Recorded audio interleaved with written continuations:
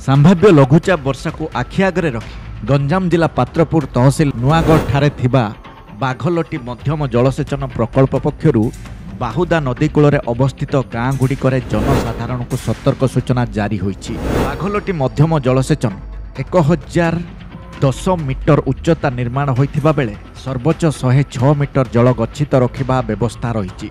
चलित वर्ष भल वर्षा हेबा फଳରେ 2 वर्ष पर जलभंडार पूर्ण हेबा परे रबी ऋतुरे पुणी चाष करने निमंते चाषी सजबाज हेउछंती। एबे जलभंडार 105.20 मीटर जलस्तर पहुंची, जहाँकि जल धारणा क्षमतार शतकड़ा 93.22% पहुंची। संभाव्य वर्षा आशंका को देखि उच्च कर्तृपक्षों निष्पत्ति पर जलर सठिक परिचालना निमंते जेकोसी मुहूर्त पानी नदी को छाड़ा स्थिर होइतिबा सहकारी निर्वाही जंत्री निरंजन साहू सूचना देइछंती। तेणु बाहुदा नदी कूल रहितिबा समस्त ग्रामर लोकमानंकु बाघलटी खंड कार्यालय पक्षरु सतर्क सूचना दिया जाइछि।